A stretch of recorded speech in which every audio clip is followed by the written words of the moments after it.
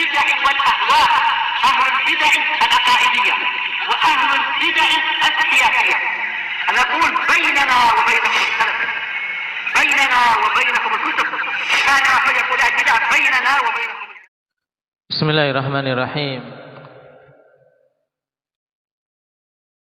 الحمد لله رب العالمين والعاقبة للمتقين ولا عدوان إلا على الظالمين. أشهد أن لا إله إلا الله وحده لا شريك له وأشهد أن محمدا عبده ورسوله صلى الله عليه وعلى آله وأصحابه ومن تبعهم بإحسان إلى يوم الدين. أما بعد. Kita masih pada penjelasan tentang makna tasyahud.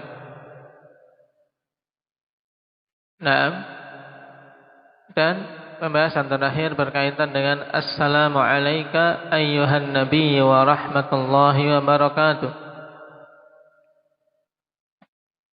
Bahwasanya pada Assalamu alayka di sini doa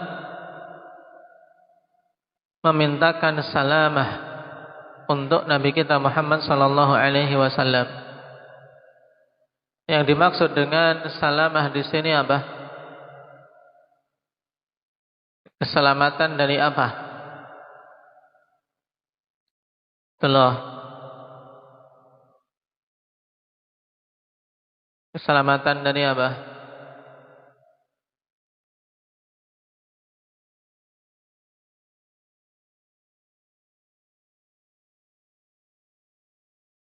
Aba Abdul Razak.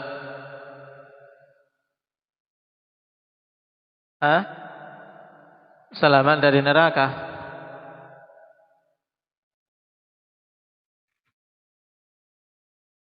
Indah Ismail.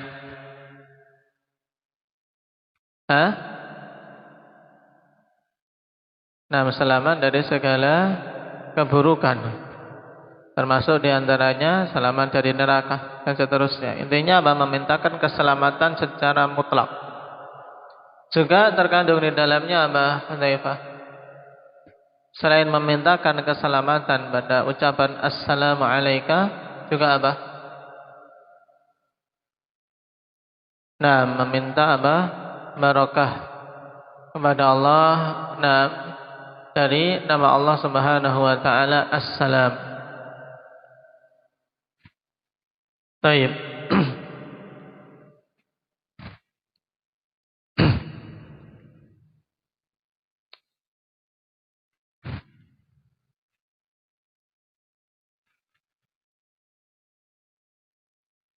Kemudian pada ucapan ini ikhwan, Assalamu alayka ayyuhan nabiy wa rahmatullahi wa barakatuh. Perhatikan catatan kaki yang nomor 1. Was-sahih an yaqula al-musalli fi at-tashahhudi Assalamu alayka ayyuhan nabiy wa rahmatullahi wa barakatuh. Semoga assalamah atasmu wahai Nabi, serta rahmat dari Allah Subhanahu wa taala dan keberkahan darinya semoga tercurah atasmu. Kita ucapkan alaika walaupun Nabi sallallahu alaihi wasallam telah wafat. Dan kita tidak mengubah dhamir alaika tersebut. Kenapa? Li'anna hadha huwa tsabitu fil ahadits. Dikarenakan inilah yang sabit dalam hadis-hadis tentang tasyahud. Wa amma ma ruwiya 'an Ibnu Mas'ud radhiyallahu anhu fi dzalik in sahha anhu fahuwa ijtihadun man fa'alahu la yu'aradu bihi al-ahaditsu tsabitah.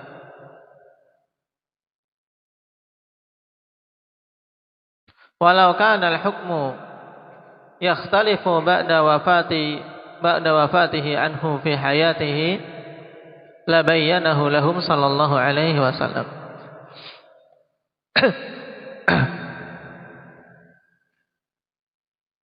Adapun yang diriwayatkan dari Abdullah bin Mas'ud dalam masalah ini ikhwan, di mana beliau mengubah dhamir Nah, tidak dengan dhamir khitab. Nah, apabila sahih memang dari Ibnu Mas'ud, berarti jika sahih maka itu adalah ijtihad dari beliau. Atau apa?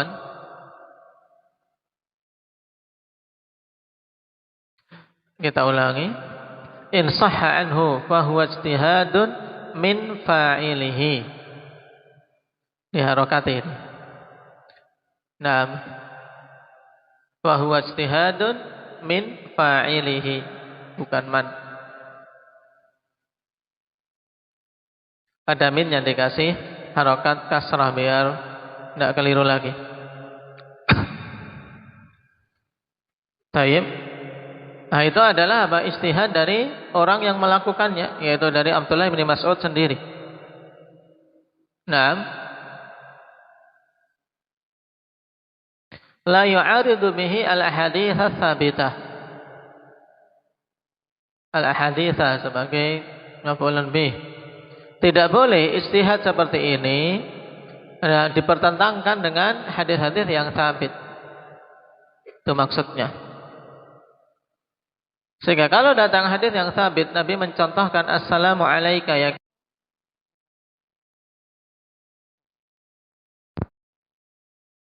Dan seandainya hukum bacaan ini berbeda setelah wafatnya Nabi sallallahu alaihi wasallam dengan kehidupan Nabi ketika Nabi sallallahu alaihi wasallam itu, maka tentu Nabi akan menjelaskan kepada para sahabat.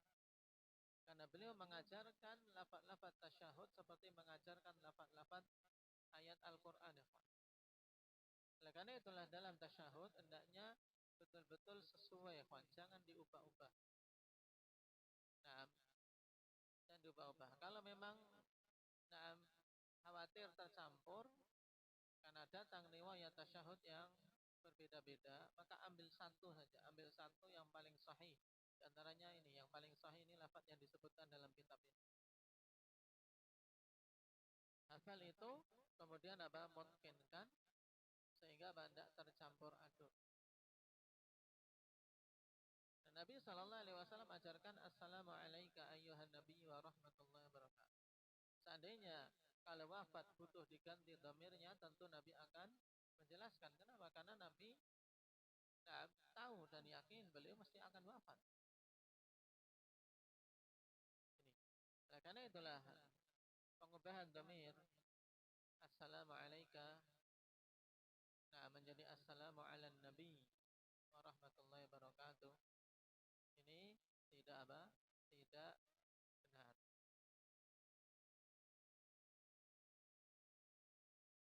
Qala assalamu alayna wa ala ibadillahis salihin.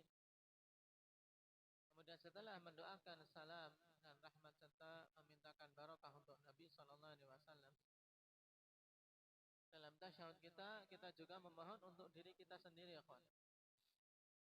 Assalamu alayna. Semoga keselamatan atas kami semua. Juga wa ala ibadillahis salihin, dan atas hamba-hamba Allah yang saleh.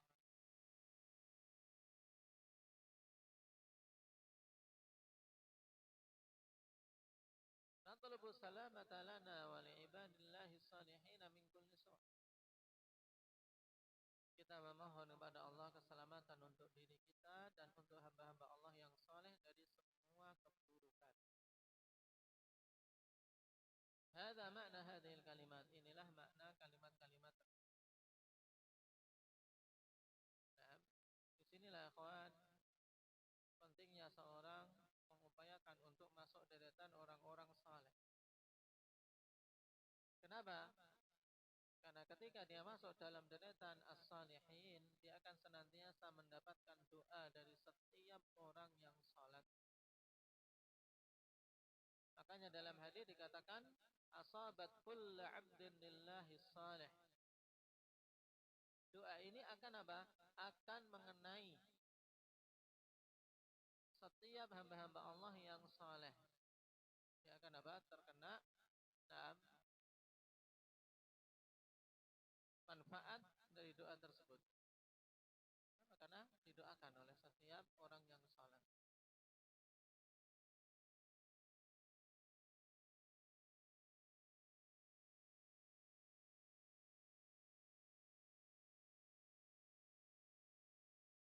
Wal ashhar fi tafsir saleh. Sekarang apa maksud dari orang yang saleh itu apa?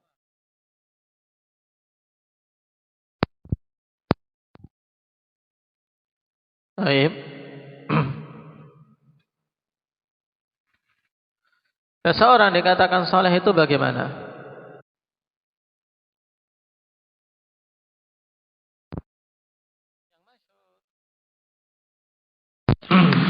Dari penafsiran saleh, kawan, ya, tafsir dari as-saleh yaitu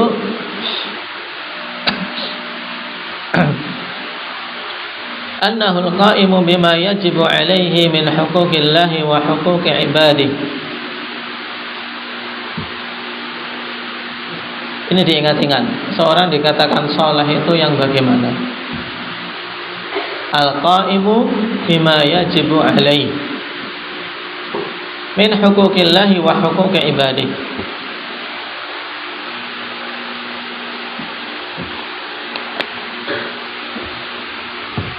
Seorang yang saleh yaitu seorang yang menegakkan apa-apa yang wajib atas dirinya.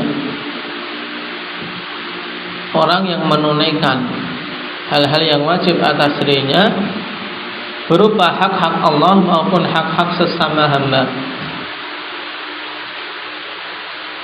Jadi dua hak ini butuh ditunaikan secara keseluruhan. Hak Allah ditunaikan, hak sesama hamba ditunaikan, baru dikatakan saleh.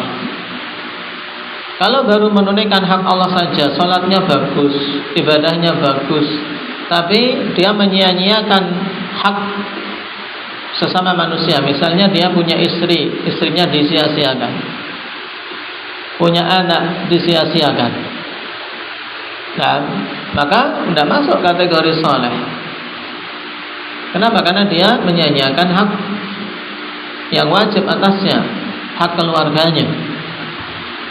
Demikian pula seorang wanita, dia ibadahnya bagus kepada Allah, tapi menyia-nyiakan hak suaminya. Ini juga tidak dikatakan salihah. Jadi harus terkumpul dua sisi ini, kawan. Menegakkan hak Allah dan hak sesama hamba, baru dikatakan saleh. Wa tatafawatu darajatuh. Dan orang saleh itu bertingkat-tingkat derajatnya. Nah, beda-beda derajatnya, beda-beda tingkatan kesalehannya. Masuk kategori saleh, tapi apa? Berbeda-beda dari isi tingkatan kesalehan.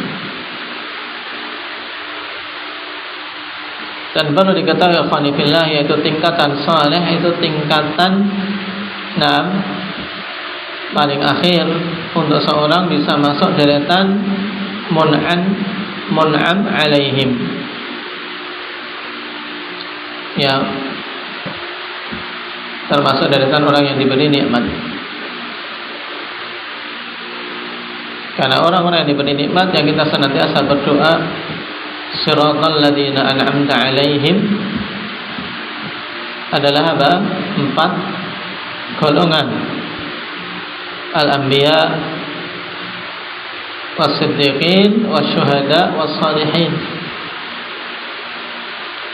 Deretan paling utama para nabi, kemudian siddiqun, kemudian tingkatan ketiga asy-syuhada, kemudian tingkatan paling akhir salihun. Maka sungguh seorang sangat merugi kalau apa? Tidak sampai dia masuk deretan orang-orang saleh.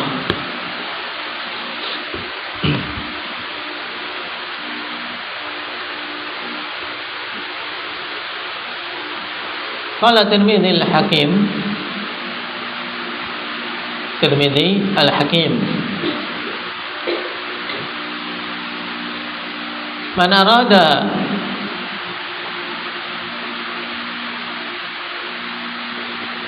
an yahdha bi hadha as-salam alladhi yusallimuhu al-khalqu fi as-salah falyakun 'abdan salihan wa illa hurima hadha al-fadl al-'azim. Ini nasihat yang bagus. Nah, siapa saja yang ingin untuk mendapatkan bagian dari salam, nah, yang diucapkan oleh makhluk secara keseluruhan di dalam sholatnya, setiap orang yang sholat mengucapkannya. Kalau ingin dapat bagian itu, maka hendaknya dia menjadi hamba yang saleh. Wa illa hurima hadzal fadlul azim, jika tidak maka dia akan terharamkan keutamaan yang besar ini. Wa qala al-Fakihani yanbaghi lil musalli an yastahdira fi hadzal mahal jami'al anbiya'i wal malaikati wal mu'minin, yakni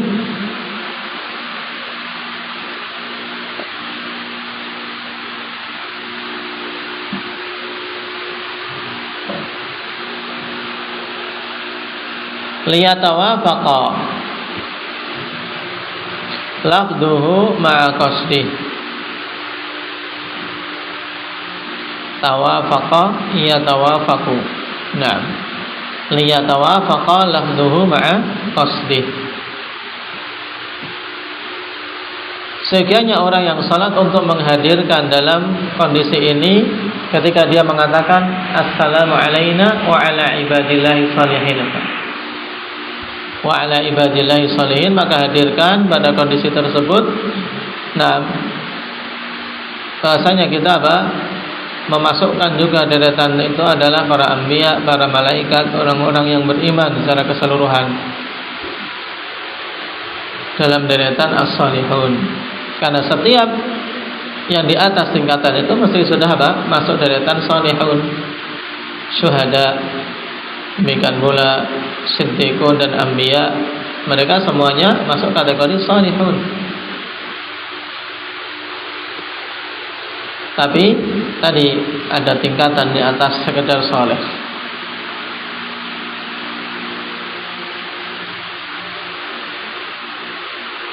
Asyhadu an la ilaha illallah wa asyhadu anna Muhammadan abduhu wa rasuluh. Kemudian akhir dari bacaan tasyahud adalah dua kalimat syahadah yang makna jelas, asyhadu an la ilaha illallah, aku bersaksi bahwasanya tidak ada ilah yang hak untuk diibadahi kecuali Allah, wa asyhadu anna Muhammadan abduhu wa rasuluh, dan aku bersaksi bahwasanya Muhammad itu adalah hamba Allah dan utusannya. Hadits rawahu al-Bukhari wa Muslim wa Nasa'i an Abdullah bin Mas'ud radhiyallahu anhu. Fa fi lafdz Nasa'i idza qa'adtum fi kulli rak'ataini faqulu. Ini riwayat Nasa'i. Jika kalian duduk pada setiap dua rakaat maka ucapkanlah. Wa fi sahihain idza qa'ada ahadukum fi sholati falyaqul. Dalam sahihain dengan lafaz apabila salah seorang di antara kalian duduk di dalam salat maka ucapkanlah.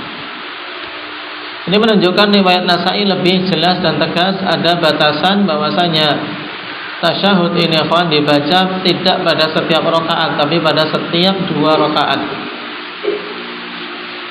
Setiap dua rakaat. Walam Nasa'i yadullu ala wujubi tasyahudil awal wa huwa rajih min aqwali ahli ilm. Ya, lafaz Nasa'i ini jelas menunjukkan wajibnya tasyahud awal dan itu yang rajih.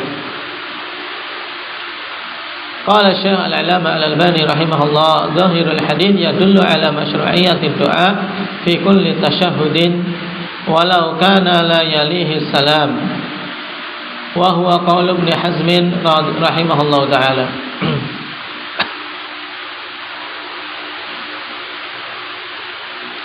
Syalbani mengatakan bahwasanya zahir dari hadis ini menunjukkan disyariatkannya doa pada setiap tasyahud, walaupun tasyahud tersebut tidak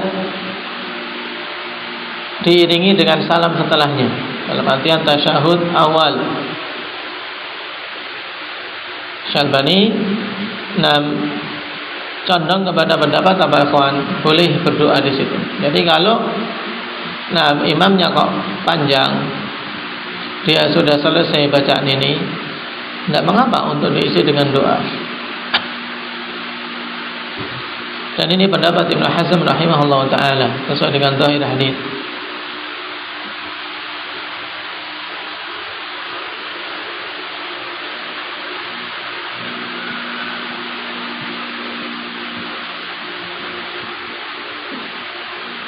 Dan lafaz tasyahud yang kita baca ini ikhwan dikatakan wa tilka asahhu siyagit tasyahud.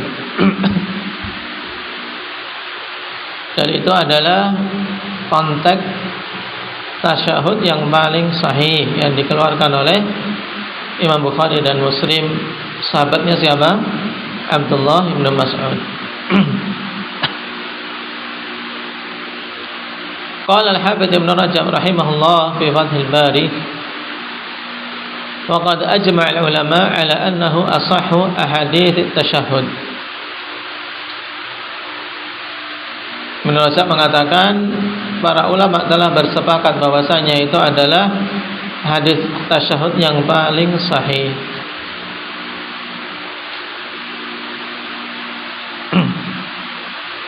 Adapun sigah-sigah yang lain dikatakan oleh Syekh Hafizahullah Ta'ala, waqad dzakarnaha kamilatan walillahil hamd fi kitab sifati salatin nabi, dan telah kami sebutkan secara sempurna konteks-konteks tasyahud tersebut dengan riwayat yang berbeda-beda dalam kitab sifat salat nabi.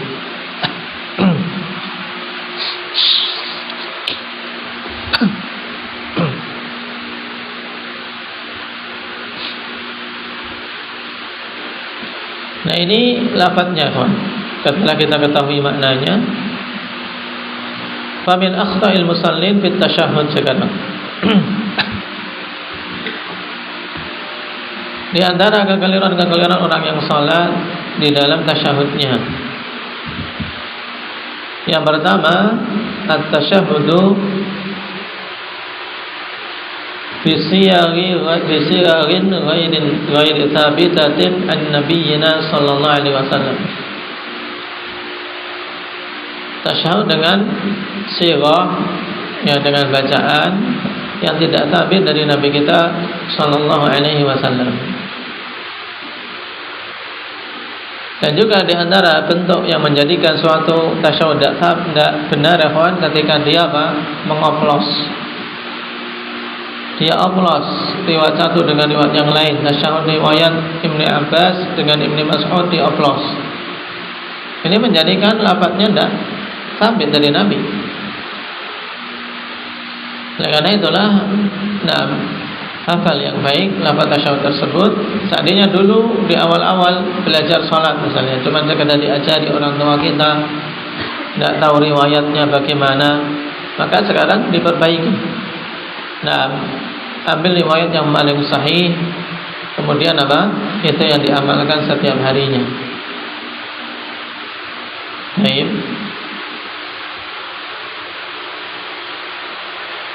Dan dalam tasyahud awal, apakah seseorang selain membaca bacaan tasyahud ini juga membaca salawat atas Nabi sallallahu alaihi wasallam? Terjadi khilaf di kalangan para ulama. Dan yang rajih wallahu ta'ala alam dalam masalah ini, salawat juga dibaca pada tasyahud awal. Berdasarkan keumuman ayat ya ayyuhalladzina amanu sallu alaihi wa sallimu taslima. Wahai Nabi, wahai orang-orang yang beriman, bersalawatlah atas Nabi dan salamlah kepada beliau dengan sebenar-benarnya salam. Ayat ini menunjukkan perintah untuk menggabungkan dua-duanya, jangan dipisah-pisah. Perintah secara langsung salawat dan salam. Salawat dan salam. Dan pada bacaan tasyahud ini baru ada salamnya tok. Karena itulah para ulama menegaskan berarti juga disyariatkan untuk bersolawat. Karena salawatnya belum.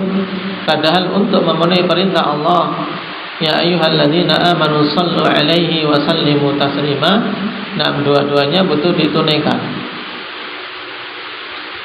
Nah, sehingga salawat pun dibaca dalam tasyahud awal.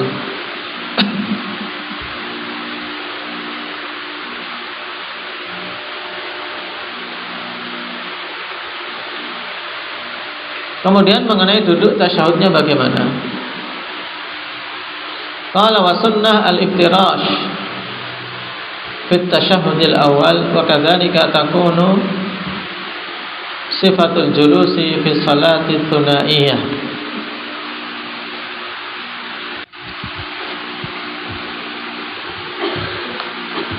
Yang sunnah, sekarang kita masuk pada kaifiyah duduk yaitu al-iftirash pada tasyahud awal. Demikian pula sifat duduk pada salat yang tsunaiyah. As-salat ats-tsunaiyah maksudnya salat yang jumlah rakaatnya 2. Pada tasyahudnya juga tetap duduk iftirash. Jadi tasyahud awal jika ada tasyahud yang kedua, atau memang tasyahudnya cuma satu itu tok untuk salat yang 2 rakaat, maka tetap duduknya dengan cara iftirash.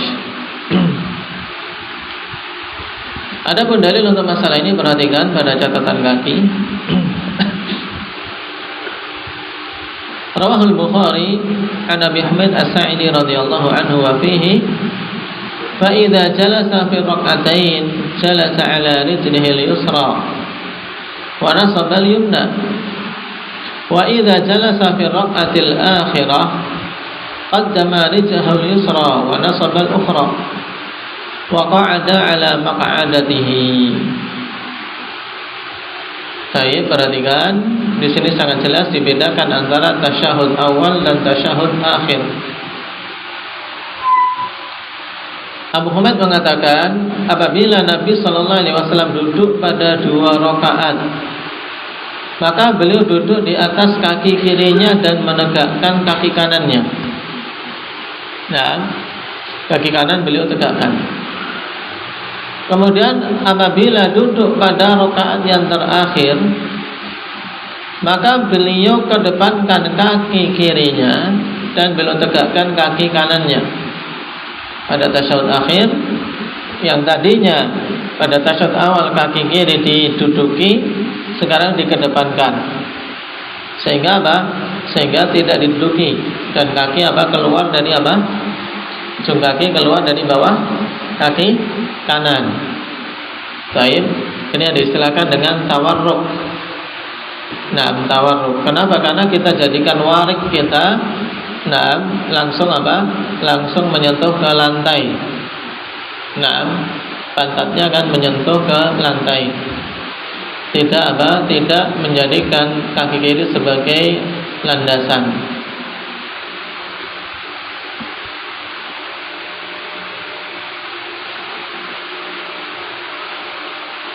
Waqa'ada ala maq'adatihi, dan beliau duduk pada maq'adah, yaitu pada pantat beliau. Baik. Kata Syalbani rahimahullah ta'ala, wal hadithu dalilun ala anna sunnata fi julusit tasyahudil awsat innama huwal iftirash. Dan hadis ini menunjukkan bahwasanya yang sunnah pada duduk tasyahud pertengahan yang ada di pertengahan salat setelah 2 rakaat itu adalah duduknya iftirash.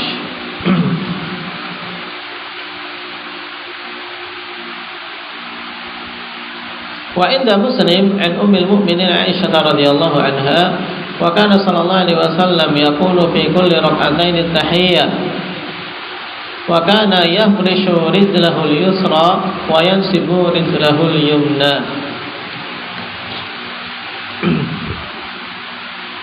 Perhatikan ini adalah Nabi sallallahu alaihi wasallam mengucapkan pada setiap 2 rakaat tahiyat. Dan adalah beliau kalau tahiyat pada 2 rakaat tersebut, beliau apa? Yafrishu rijlahul yusra. Beliau hamparkan kaki kirinya untuk dijadikan sebagai apa? Bantalan duduk. Maka disebut iftirash.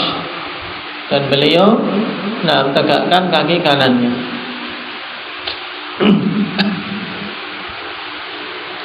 Wa inda Abi Dawud wa Nasa'i wa Ahmad an Wa'il ibn Hujr radhiyallahu anhu.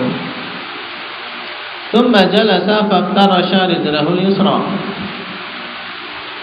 Dari Wa'il bin Hujr mengatakan kemudian Nabi duduk dan dan menjadikan kaki kirinya sebagai sebagai bantalan.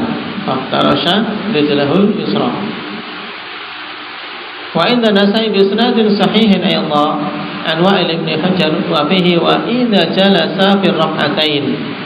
Ini apabila Nabi duduk pada 2 rakaat, adja'al yusra wa nasabal yumna.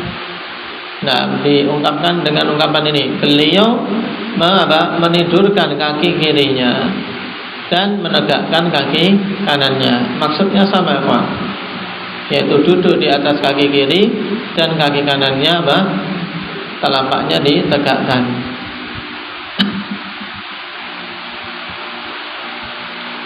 Wa wada'a yadahu al-yumna 'ala fakhidhi al-yumna wa nasaba usbu'ahu lid-du'a. Dan beliau meletakkan tangan kanannya di atas paha kanannya dan beliau nasaba usbu'ahu lid-du'a. Beliau acungkan jari telunjuknya untuk berdoa. Wa wada'a yadahu al-yusra 'ala fakhidhi al-yusra, dan beliau meletakkan tangan kirinya di atas paha kirinya. Qala Syekh al-'Allamah al-Albani rahimahullah fi asri kitab sifat salatin Nabi sallallahu alaihi wasallam, wal haditsu nassun dhahirun fil iftirash fi salati thunaiyah ka salati subhi. Dan hadis ini merupakan nas yang jelas pada pembahasan iftirash, ya, tentang iftirash pada salat yang jumlahnya 2 rakaat, seperti salat subuh atau salat sunnah, ba'diyah, qabliyah, salat duha yang jumlahnya 2 rakaat. Maka ketika tasyahud duduknya duduknya iftirash. Ini yang rajih. Antum pegang erat-erat, karena kebanyakan mereka yang menisbahkan diri dengan mazhab Syafi'i di negeri kita memilih untuk tawarruk, sehingga kita tahu kelemahan pendapatnya, bukan untuk saling mencela, tapi bukan untuk saling mencela dari sisi ini, karena khilaf fikih dalam masalah ini memang ada yang berpendapat demikian. Cuman kita memilih yang paling kuat dalilnya.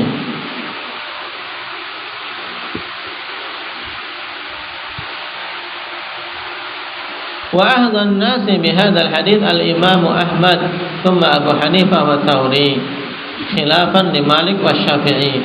Dan yang paling mendapatkan bagian banyak terhadap hadis ini dalam pendapat beliau adalah Imam Ahmad dan Abu Hanifah serta At-Tsauri.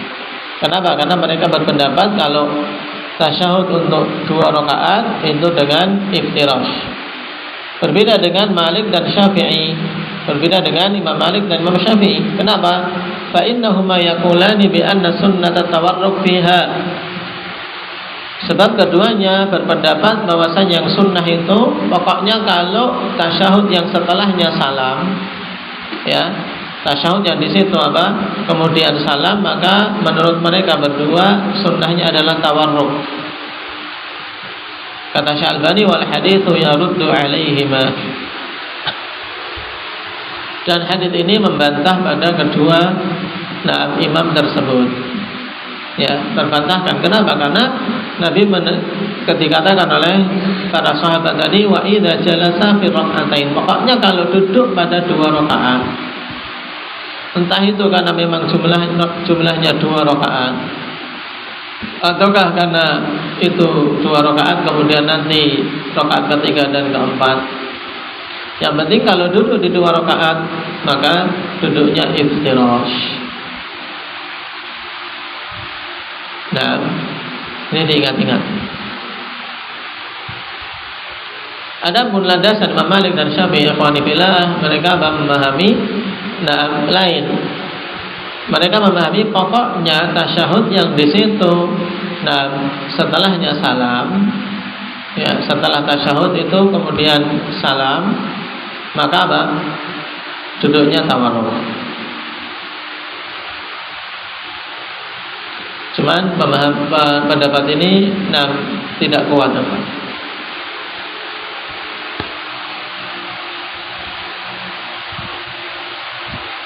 Kita lanjutkan.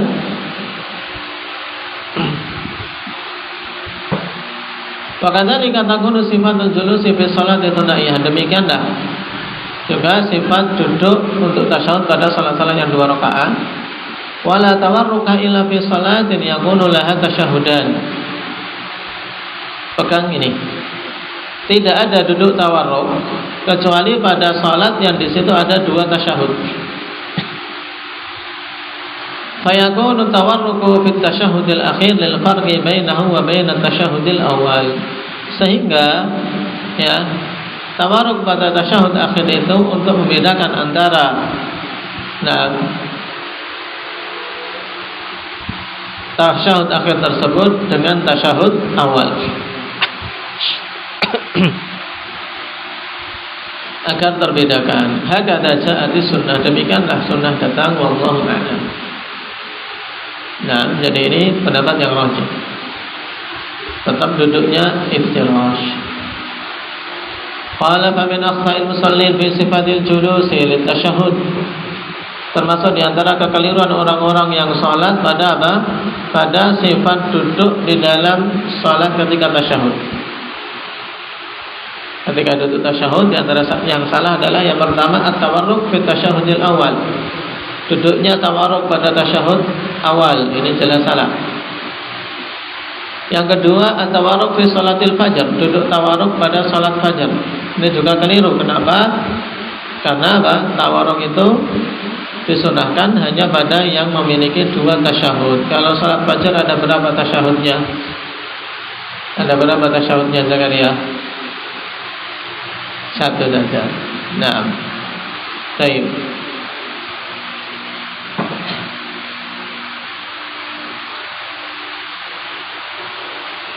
Wa fi shalawati tsunaiyah dzati rak'atain. Dan juga kekeliruan berikutnya kalau tawarruk pada salat-salat yang jumlah rakaatnya 2. Ini juga salah.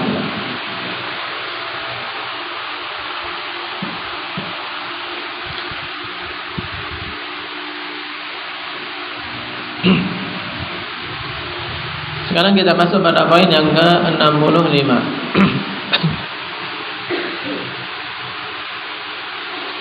Wa sunnatu fi sifatil julusi fi tasyahhudil akhir hiya tawarruk.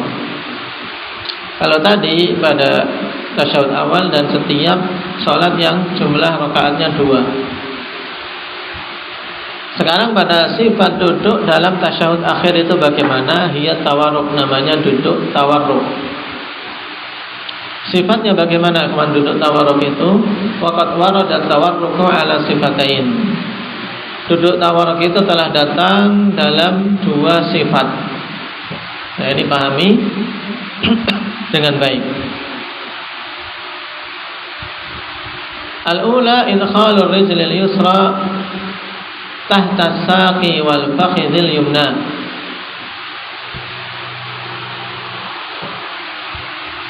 Wa nasaba rijlal yumna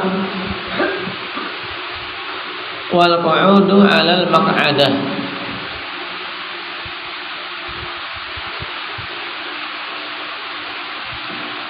Baik, perhatikan. Yaitu yang pertama, memasukkan kaki kiri di bawah apa? Di bawah sak dan fakid yumna, yaitu di bawah betis dan paha kaki kanan. Ini yang biasa kita lakukan, diselipkan pokoknya di bawah kaki, di bawah betis. Bawah betis dan paha kita. Wa nasaba ar-rijlal yumna wal qu'ud 'ala al-maq'adah, dan menegakkan kaki kanan serta duduk di atas apa? Di atas maq'adahnya, yaitu di atas pantatnya. Apa dalilnya? Rawahul Bukhari an Abi Humaid As-Sa'idi radhiyallahu anhu wa fihi fa idza jalasa fi rak'atain jalasa 'ala rijlil yusra wa nasaba al-yumna wa idza jalasa fi rak'atil akhirah qaddama rijlahu al-yumna wa nasaba al-ukhra wa qa'ada 'ala maq'adatihi. Tadi sudah dijelaskan. Jadi kaki kirinya dikedepankan sehingga berada di bawah betis. Tentunya sekaligus dia akan berada di bawah pahanya.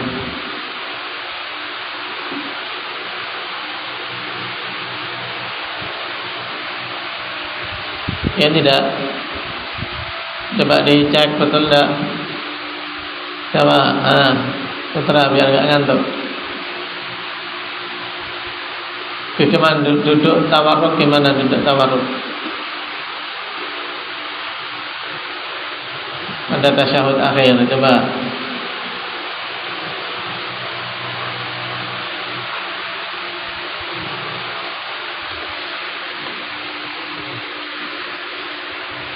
Mana?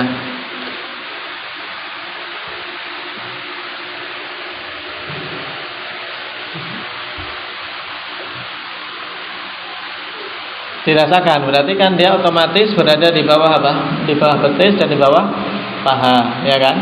Di bawah betis dan di bawah paha. Nah, itu duduk tawarruk yang biasa kita apa? Kita amalkan. Qala al-Hafidz Ibnu Rajab rahimahullahu taala fil Fathul Bari.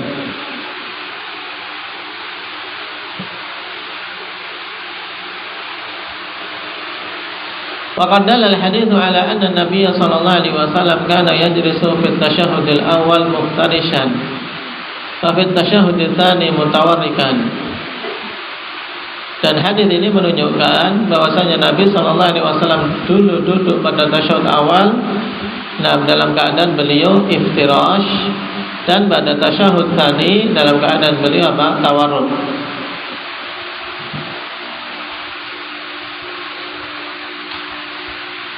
Pahami pengambilan istilah ini, kawan. Kenapa dinamakan iftirash? Kenapa dinamakan tawarruk? Ya, iftirash dari apa?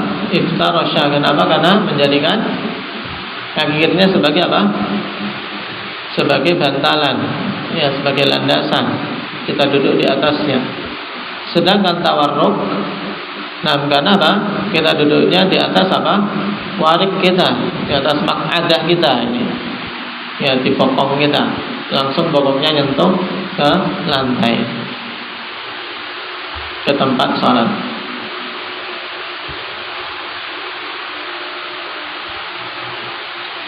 Qala wa qala Ahmad wa Ishaq, in kana fiha tasyahudan tawarraka fil akhir minhuma wa in kana fiha tasyahudun wahidun lam yatawarrak fiha.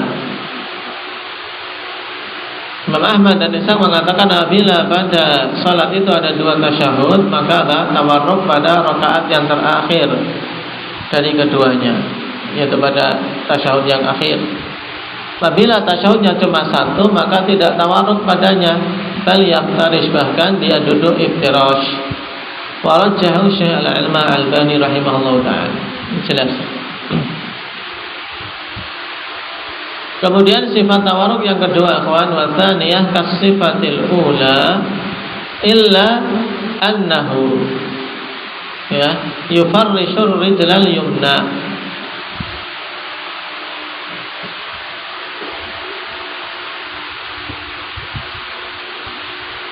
Sifat yang kedua adalah apa? Persis seperti sifat yang pertama tadi, hanya saja Nah, dia apa? Yufarrishu ar-rijlal yumna. Apa maknanya nanti akan disebutkan apa? Kaki kirinya apa? Kaki kirinya yufarrash. Maksudnya bagaimana? Rawahu Muslim an Abdullah bin Zubair radhiyallahu anhu qala kana Rasulullah sallallahu alaihi wasallam idza qa'ada fi shalah ja'ala qadamahu al-yusra baina fakhidhihi wa saqihi wa farasha qadamahu al-yumna. Baik. Wa fi riwayat Abi Dawud ja'ala qadamahu al-yusra tahta fakhidhihi al-yumna wa saqihi wa farasha qadamahu al-yumna. Baik.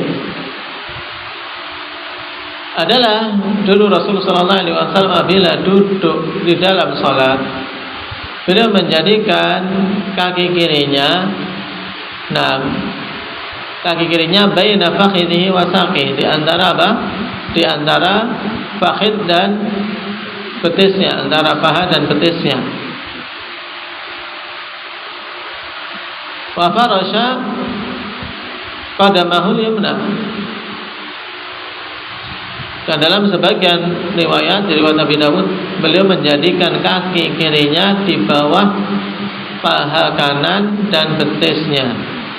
Kemudian farasha qadamahul yumna, sama lafadznya farasha qadamahul yumna. Nah, maknanya bagaimana? Qala al-Qadhi Iyad rahimahullahu taala, makna farashaha annahu lam yumsibha ala atrafi asabi'i. Ini maknanya. Maknanya beliau tidak menegakkan kaki itu di atas ujung-ujung jarinya. Istilah Jawanya mudahnya tidak madal. Tidak madal. Ya, paham Yusuf? Tidak paham. Habib, tidak madal itu sudah dipadalkan tadi apa? Ujung jari itu tidak dijadikan apa? Sebagai apa? Sebagai topangan. Dipadalkan apa istilahnya kalian? Hah? Ah iya, sudah. Tidak, ini saya antum kan orang Jawa. Orang Jawa istilahnya apa? Apa Pak Abu Rehan? Yang ketika kaki itu diginikan, jadi jemarinya istilahnya apa? Bahasa kalian?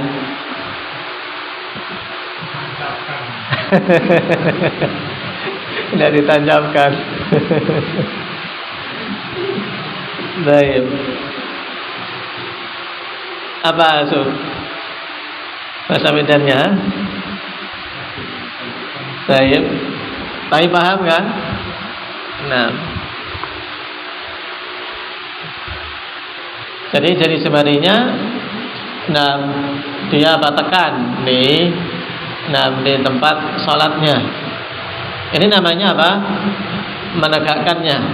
Tapi kalau farashaha, ya, dia hamparkan, ya, dia tidurkan lah mudahnya itu. Tidak madal seperti itu. Jadi tidak ditegakkan kaki kanannya. Itu makna menurut Qadhi Iyad. Kata beliau, annahu lam yumsibha ala atrafi asabihi wala fataha asabi'ahu kama kana yaf'alu fi ghalibil ahwal. Maknanya beliau tidak menegakkan kakinya di atas ujung-ujung jari jemari kaki. Baik. Tidak pula beliau membuka jari-jari kaki tersebut sebagaimana yang beliau lakukan pada mayoritas kondisi beliau dalam sholat. Nah, jadi intinya tidak dipadalkan. Ini sudah paling jelas itu jadi istilah, ya kan? Nah, tidak madal bahasa Jawa ini tidak tergantikan. Jinjit beda lagi ya. Ya nanti jinjit lah. Nah, intinya apa? Di Arab saja ini tidak ada istilahnya. Istilahnya panjang. Nasabaha ala atrafi asabi'i, menegakkan di atas ujung-ujung jarinya. Intinya ditegakkan di atas ujung jari dan ujung jarinya diupayakan menghadap kiblat. Itu sudah.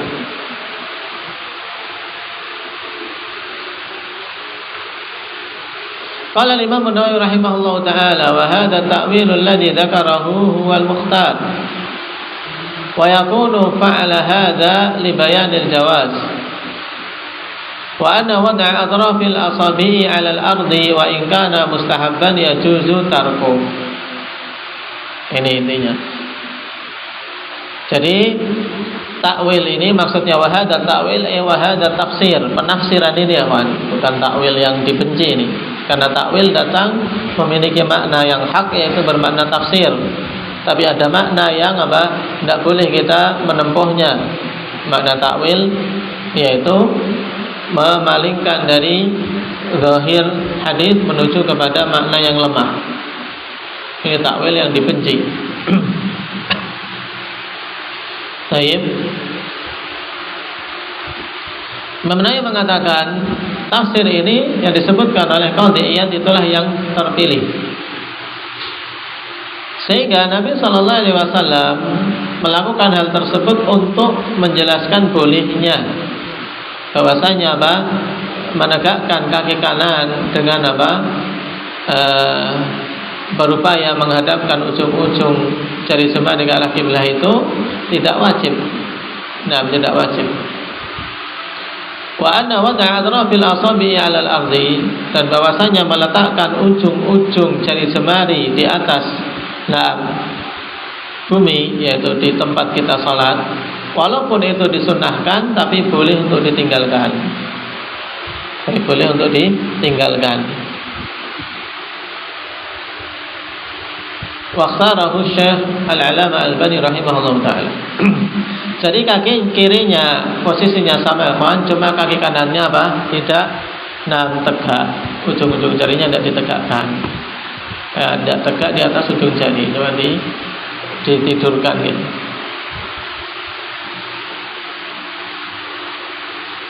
Cuman mayoritas yang dilakukan oleh Nabi Sallallahu Alaihi Wasallam adalah sifat yang pertama tadi, maka itu yang diseringkan, yang disinambungkan dalam apa? Dalam salat-salat kita.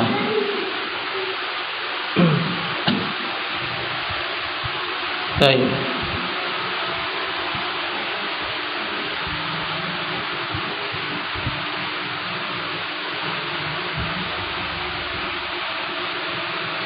Sekarang famin akhta'il musallin fit tasyahhudil akhir.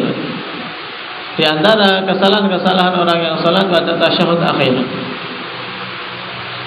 Yang pertama al-iftirashu fit tasyahhudil akhir. Pada tasyahud akhir dia duduknya iftirash. Ini salah. Disebut tasyahudul akhir kenapa? Karena ada tasyahud awal. Tapi kalau tasyahudnya cuma satu, ya tadi disebutkan dia apa? Duduknya apa? Iftirash. Yang kedua al-iq'a' fi tasyahhudil akhir. Duduknya iq'a' pada tasyahud akhir ini juga salah. Karena iq'a' disyariatkan atau disunnahkan pada duduk apa? Iq'a' itu disunnahkan pada duduk apa? Apa Mursalin? Hah? Di mana? Iq'a' itu disunnahkan di mana? Hah? Duduk ya kan ada duduk apa? Apa jawabannya untuk ulangi? Saya cuma kurang jelas aja apa? Duduk di antara dua sujud. Ya. Nah, iq'a' itu disunahkan cuma pada apa? Duduk di antara dua sujud tok. Nah, sedangkan yang lain tidak ada syariat iq'a' untuk salat. Makanya kalau duduk iq'a' di tasyahud akhir jelas salah. Yang ketiga at-tawarruk ma'a wujudi mudhayaqatin lil mu'tammin bisababil islihami fis shaf. Karena ini sifatnya sunnah ikhwani fillah. Maka seorang ketika berupaya untuk apa? Untuk menerapkannya, jangan sampai dia menjatuhkan diri pada hal yang haram, berupa kezaliman kepada apa? Orang yang ada di samping kanan atau kirinya, karena terlalu menghimpit. Apalagi sampai kita duduki kaki orang atau kaki kita yang keluar dari bawah apa? Bawah betis, mengganggu apa? Teman sebelah kanan kita, apalagi kita gini-ginikan jempolnya, ini sakit. Kalau dulu kita kecil kan gitu, kalau ketika belajar sholat dulu di masjid-masjid kampung, kalau lagi tasyahud akhir biasanya jempolnya digerakkan sehingga yang samping kirinya kan meringis-meringis, sakit itu. Tapi jangan dicoba, ya. Zalim itu. Makanya salah tawarruk bersamaan dengan apa? Sempitnya kondisi para makmum di shaf. Baik. Kenapa? Karena untuk tawarruk kan butuh space yang lebih, ya tidak? Butuh tempat yang lebih. Kalau terlalu sempit tidak akan bisa, kawan, untuk apa? Menggeser pantat ini, bongkok ini untuk bisa apa? Bisa sampai ke lantai langsung, kan butuh lebih ke kiri, ya kan? Lebih geser ke kiri. Ini berarti membutuhkan tempat lebih. Makanya kalau kondisinya soft kok rapat banget, kawan, sempit, ya sempit, sehingga tidak memungkinkan itu kecuali mengganggu yang di samping kita, maka apa? Maka duduknya ya kembali ke duduk iftirash, ya duduk saja iftirash sehingga tidak mengganggu. Dan ini kita dapati dulu ketika di Yaman, apalagi di shaf awal, kawan. Di shaf awal sulit ya untuk apa? Duduk tawarruk, apalagi yang gemuk-gemuk. Kalau kami kan kecil-kecil, orang masih nyelesep aja masih bisa. Tawarruk masih sering bisa. Tapi dengan kegemukan, biasanya sulit tawarruk.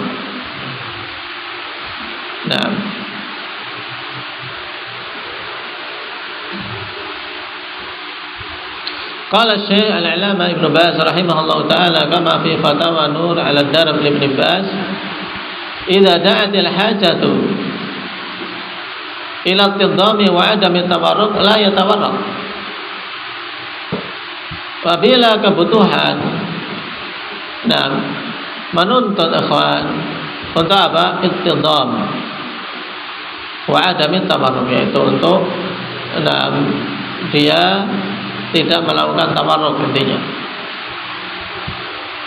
dan berusaha menjaga. Dia berusaha menuntut untuk kita apa? Lebih menyempitkan diri, yaitu apa? Memberi apa? Kelapangan bagi yang lain, samping kanan dan kiri kita. Maka jangan tawarruk. At-tawarruku sunnatun mustahabbun fit tasyahudil akhir. Ini kemungkinan ada tak yang hilang, Pak. Baik.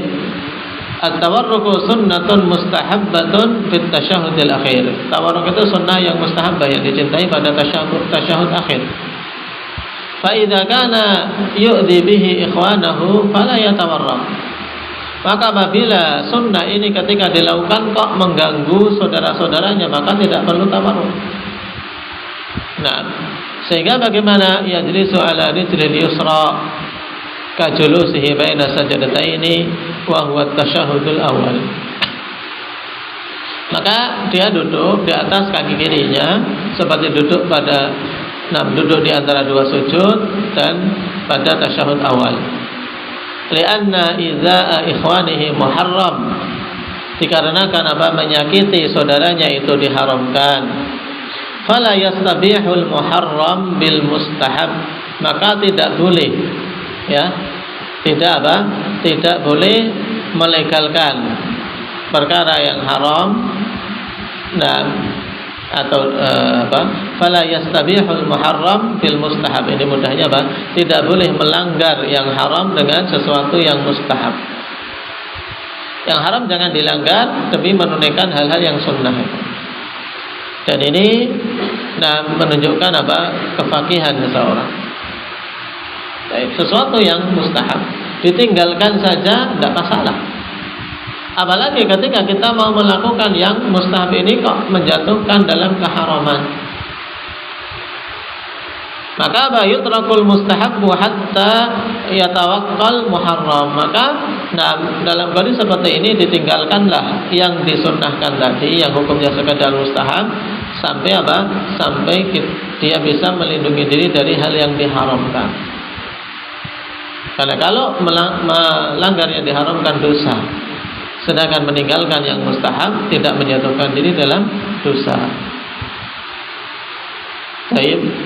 Nah, di sini pentingnya seorang akhwanillah betul-betul memahami maqasidus syariah, memahami tujuan-tujuan syariat dan bisa menempatkan dalam pengamalan di tempatnya yang benar. Baik.